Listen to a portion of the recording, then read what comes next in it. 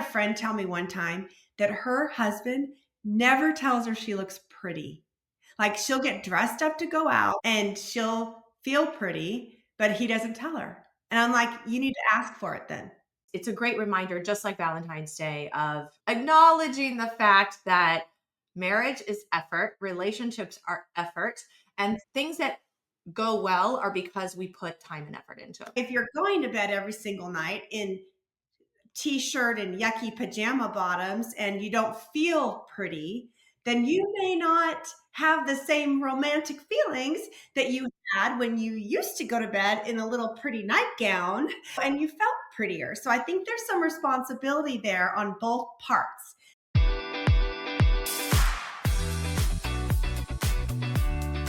Welcome to the I Decide Darlings podcast. I'm Erin. And I'm Lisa. We are moms, wives, best friends, entrepreneurs, and authors of the book, I Decide, the happy little guide to living your best life.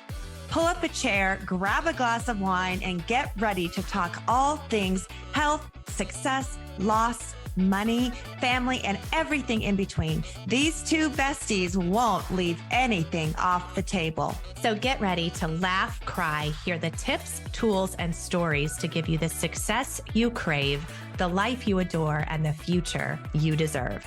You are listening to the I Decide podcast. Hello, everybody, and welcome back to the I Decide Darlings podcast. I'm Erin Lopez. And I'm Lisa Cox. I mean, we're so cute today. Can you guys tell, if you're not watching us, if you're only listening to us, we are dressed in all things love and peace. Heck yeah. In honor of Valentine's Day, all things love. All things love. I love, Erin. And I don't care if Hallmark created the Valentine's Day, if it's something made for advertising and for people to go out and spend money, I still love it. I mean, I love it. I mean, did you know this actually? So I only know this because we talk about it with the kids do you know where Valentine's Day originated? So they said, tell us. Besides Hallmark. Okay. So I think it was like the third, don't quote me on any of this, the 3rd century, there was a Saint his name was Valentine. Okay. And at that time, the emperor had ruled out marriages. So he banned marriages. So this person, Valentine, was secretly marrying people because he loved love too. Oh. And so he was marrying people and he was put to death. Like they put him in jail for doing this. And then he kept trying to do what he was doing, and he befriended, I want to say, the prison guard's daughter, and she was blind, and he befriended her, and somehow, I don't know, he restored her sight. He was a saint. So he restored her sight, and he wrote her a note before he was executed, from your Valentine. Oh my gosh, I love that. I did not know that, Erin. That's so cool. I mean, again, I believe it. So yeah, a little tidbit of history for everyone on this Valentine's Day. Very nice. Well, and I know Thank you. lot, we say Valentine's, Galentine's. I know a lot of people are like, oh, I hate Valentine's, but celebrating Valentine's can be celebrating love of all kinds. It could be the love for your dog. I mean, I have a lot of love for my dog, and it could be for for your friends, for your girlfriends. It could be also, of course, just the love between you and your children, or it doesn't have to be romantically with a person. It could be lots of reasons to celebrate the love in your life. I love it. I love it. I think I've always looked at it as it's a reminder. Like it's a reminder to love on the ones that need love or to be loved or everything. So I have no problem with it, Hallmark. I am here for it.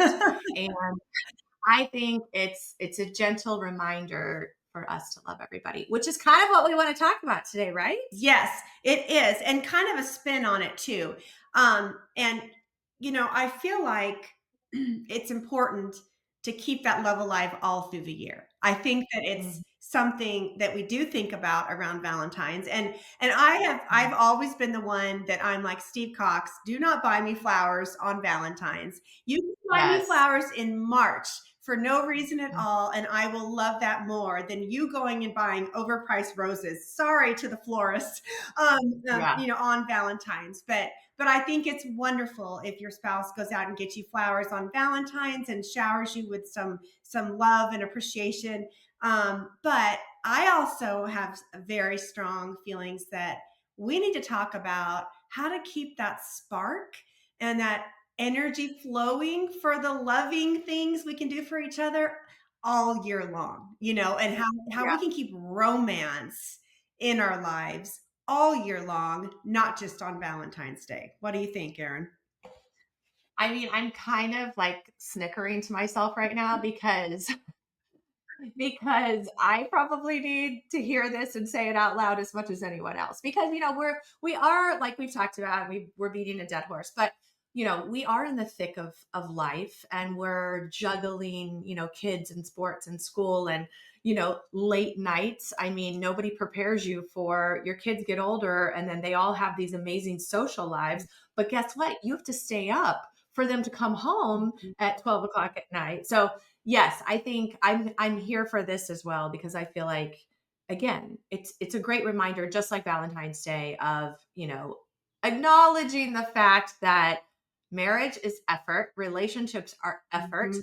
and things that go well are because we put time and effort into them. So I love this. I think it's great. So I have to tell you a funny story. My Yeah. my dad, and I'm going to say this right. Just I hope I don't say this the wrong way, but ladies, do not write me an email. I am all about women's rights, and I am a power woman, and I'm an entrepreneur, and I believe in equality between men and women. But my dad, when we were very young girls, he used to always say, and he used to give us these lectures, and one of his lectures was that it's important when we find the love of our life, whoever that might be, that we don't go to bed with curlers in our hair. We don't go to bed with night cream on our faces that is white. We don't go to bed looking gross and yucky. I mean, and I know nowadays you're like, oh my gosh, that's so antiquated.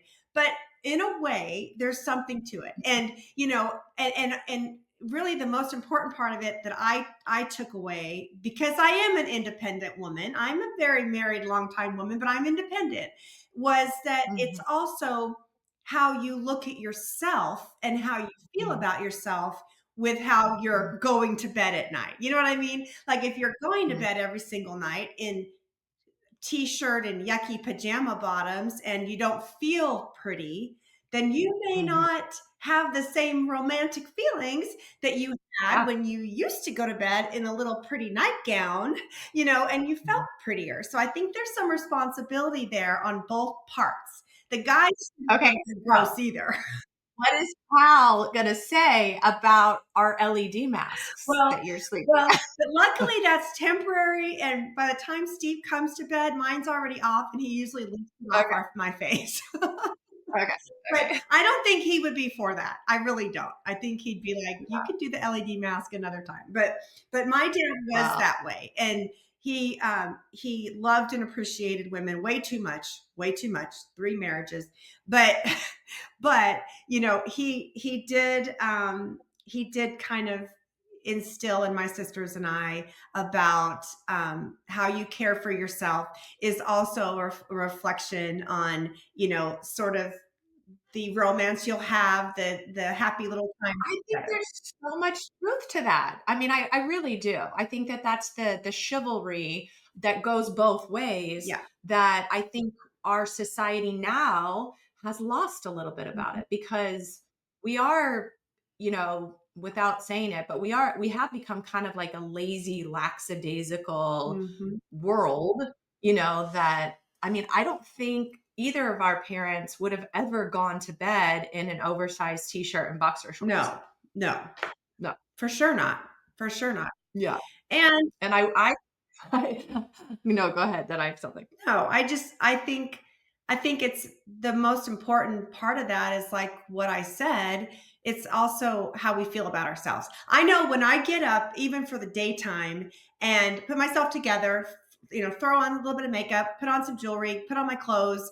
I feel like I am more effective in everything I do that day because I put myself together. It's like making your bed. Get up, make your bed, get dressed, put on some, slap some lipstick on or whatever makes you feel good about yourself, and then go do your day instead of sludging through your day in sweatpants. And every time you walk by a mirror, you're like, oh, I look terrible. Well, maybe you feel terrible because you look, it could be this whole like spiral effect, I guess is what I'm saying. And I know romance is a lot more deep, and we have lots of things to talk about on it today, but that's just one thing I wanted to mention because my dad had a point, and maybe it's antiquated, maybe it sounds old fashioned, but there's something to it. There really is. I love the old fashioned. I know I think I've told you this story before. And my mom and dad growing up, who they're still together, they're still best friends, they're still, happily in love.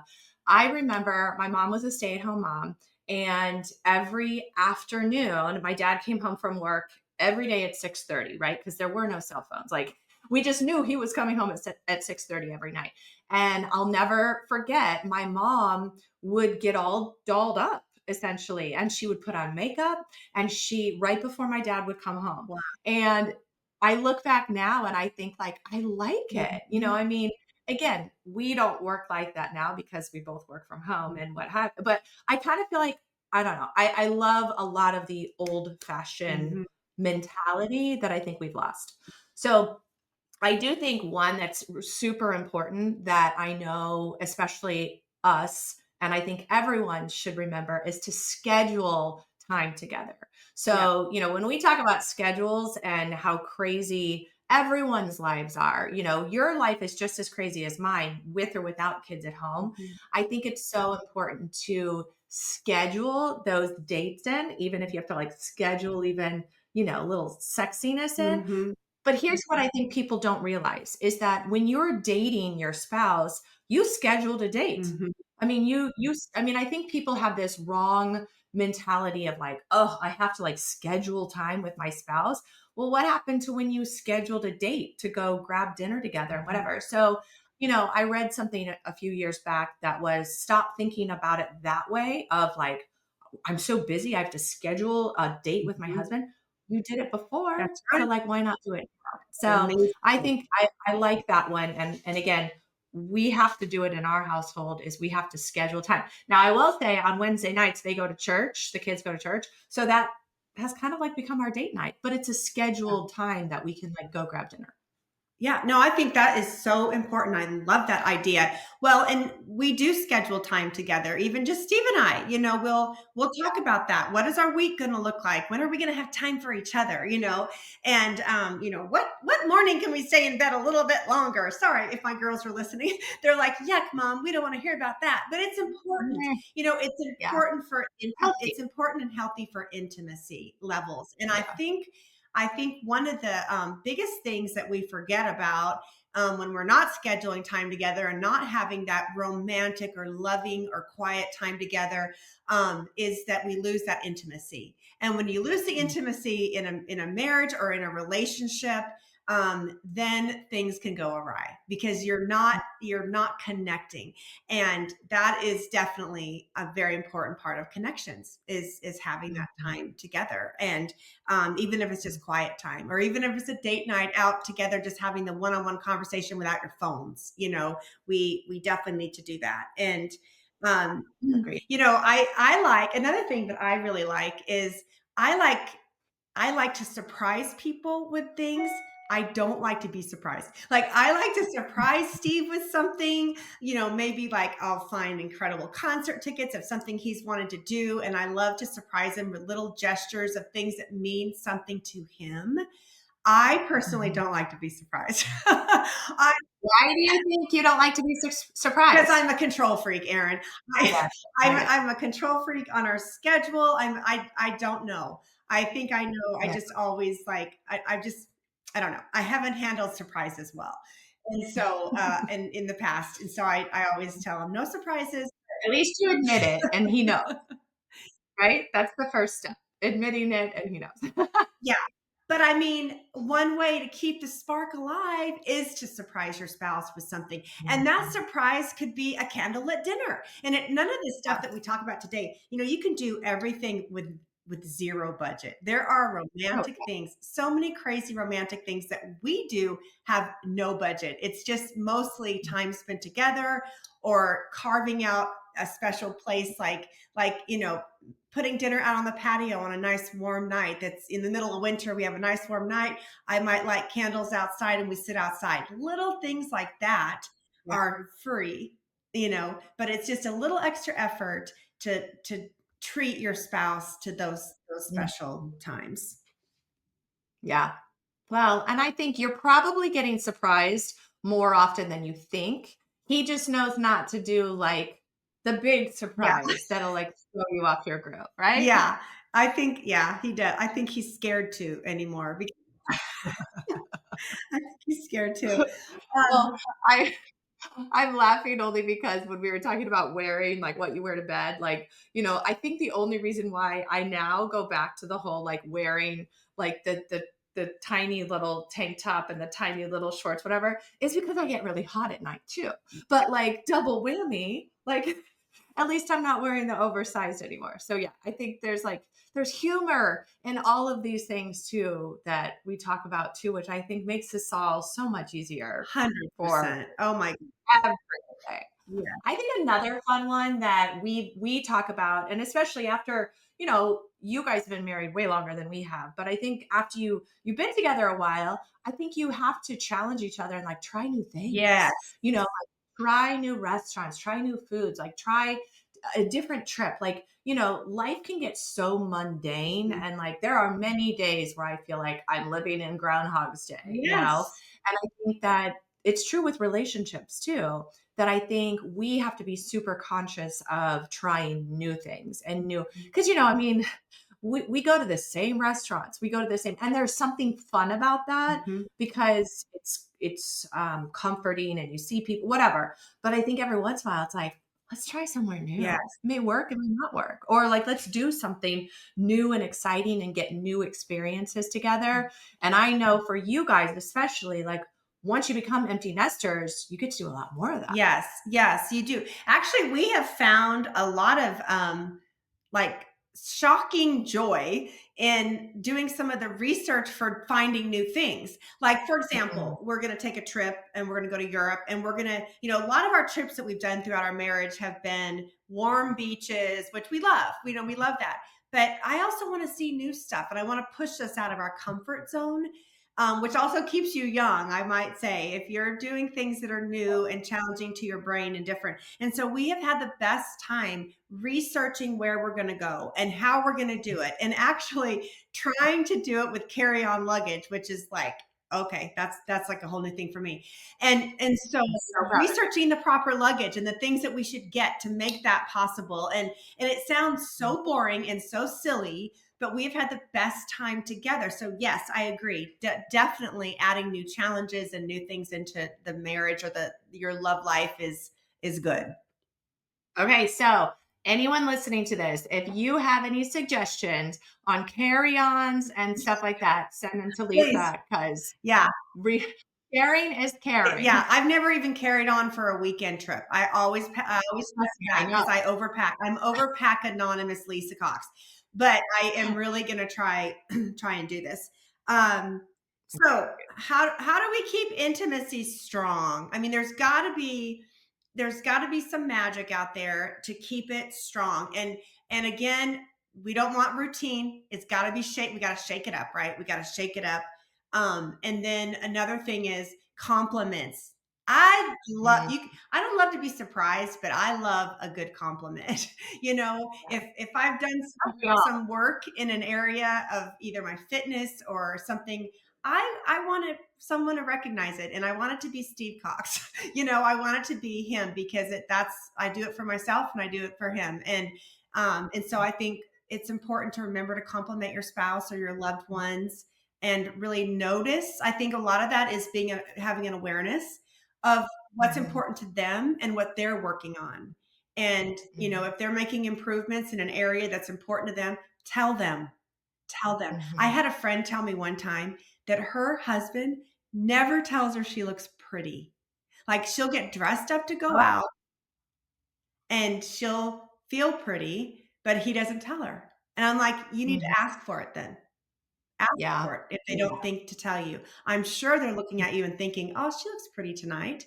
But if you don't hear it sometimes, then, you lose that luster for a person. You know what I mean? If you're not getting what you need from them. So I'm a big advocate for asking for what you need.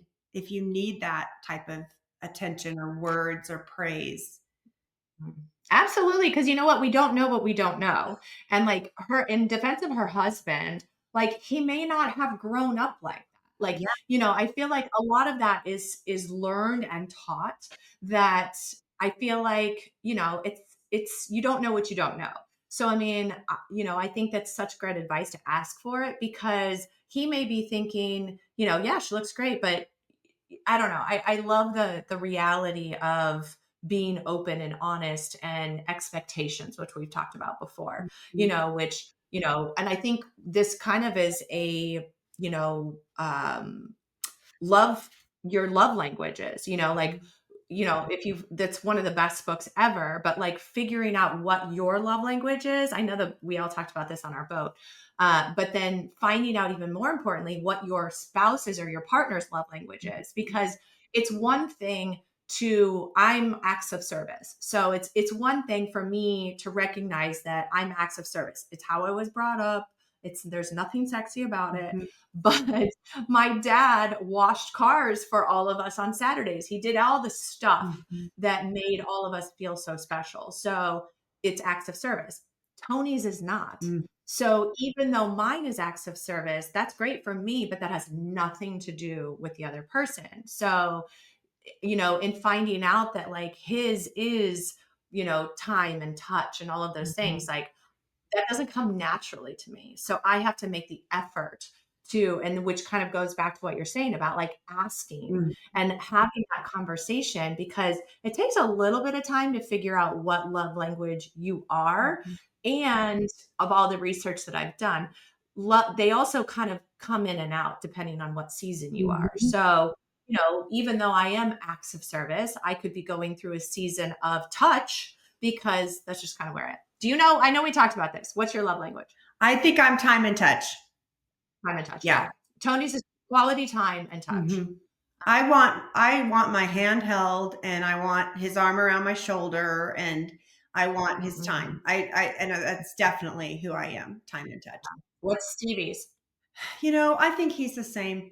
I think he's the Okay. same. I need to really ask him. I'm not sure he shared that. I'm not sure he was in on that conversation, I don't think he was but on the in. Yeah. boat, but, I know he's Yeah. not it's not gifts. Yeah. I really think it's time and touch for him as well. You're just a match made in No, heaven, I I tell don't you. know. I don't know. Maybe we feel like it, but you don't know. Someone else might be looking at us and be like, "Yuck," you know? Here's the thing. Nobody knows anything, right? Like, I mean, people need to stay out of their own that's business. Yeah. right. That's right. Yeah. And one of the things also to keep stuff, throughout the whole year and the spark in your marriage Mhm. is we need to have fun together. You Uh, need to laugh and have fun. And sometimes life is hard. And I acknowledge that sometimes people are going through stuff where laughter and fun just doesn't feel like it fits the mold at that time. But I know when people say to us, how have you guys had such a long, happy marriage? And I'm like, we laugh all the time. We are silly and goofy. And, one of us is consistently dancing through the kitchen as a total dork. Neither one of us know how to dance. But, we make fun of ourselves. We tease with each other. And I am a huge believer that keeps that little spark going, throughout the whole year. And, it's a nice thing to find, and sometimes you have to sort of make that happen. You know what I mean? Again, it's not like you schedule in your laughter time, but you have to like realize, oh my gosh, we need to have some fun. Like, what can we do fun today? Um, Stop Mhm. thinking about the whole day being your work day and find out when is that going to be our time where we just laugh and joke. And maybe it's watching a funny movie together that you both like. It could be very Yeah. simple. But Mhm. finding that laughter in your life is so important. Mhm. I think a lot of that is mindset too, of, life is short. Like, we always try and say in our household too, like it's not that serious, like it's not that big of a deal. Like in the big picture of things, a lot of the struggles there are some things that are a very big deal, but there are a lot of Yeah. things that are not that big of a deal. And so we really, and Tony's great at this, that we really try and like break it down and be like, are you, like, it's going to be okay. We're going to be okay. Mhm. And then I think that kind of lightens the load and the fun. And, I pray and hope one day my kids' memories include a lot of our dancing and being silly at the dinner table and all that kind of stuff, because I feel like that keeps your relationship with your spouse, with your family, with everybody, like all year long. So I do love that one. Well, and I I do love think that one. And modeling, showing mm, letting your kids see you laugh and have fun together. You've seen those videos where the kids are watching their parents and the parents are mm, dancing or being silly together and their eyes are just lit up and their face shows pure joy. And so mhm. you're showing your kids what they should expect one day out of a Yeah, relationship or a marriage because they're seeing it on you and it looks good and it brings joy to them. So I think it's just so important all the way around is to find that laughter and some days, and I'm going to throw myself under the bus here. Some days that means turning off the news. We talk about that a lot on this podcast. It's so important to not get over inundated with what's going on in the world. I know it's tough. I know there's hard things out there that are going on, but sometimes it's important we turn that off and we focus on mhm. what's going on in the household. We focus on each other and we focus on the laughter and the good things because you can't always make any changes what's going on out Yeah, in the world. And that can feel very, depressing for a lot of people. daunting. Turn Yeah. it off, turn on the music, more music, less news, right?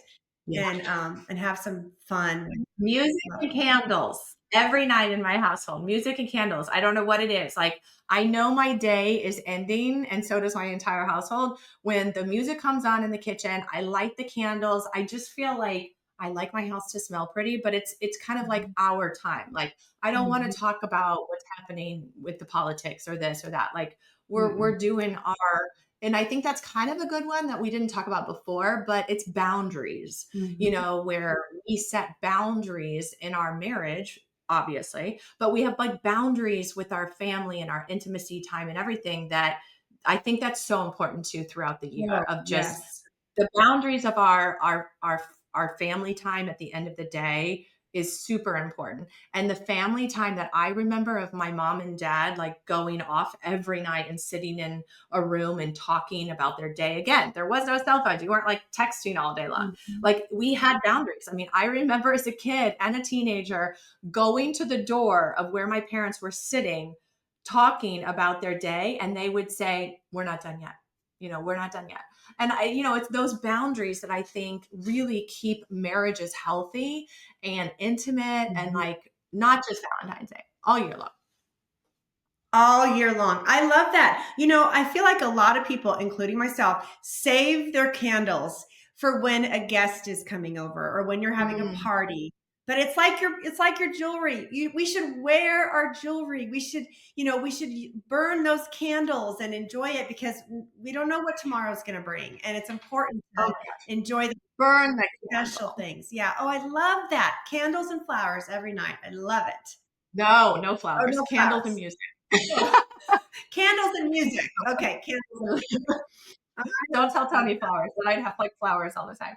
No, candles and music every night. And again, like, yeah, I don't know. I just feel like it kind of signifies we made it through the day. One of the things Everybody's that we do in our business, and we talk about this a lot with our teams, it's really important to celebrate small wins. And when you're Mhm. reaching or heading towards a goal, I think in relationships and keeping the spark alive, that's another really good thing to think about is celebrating your partner, spouse, loved ones, small wins all year long.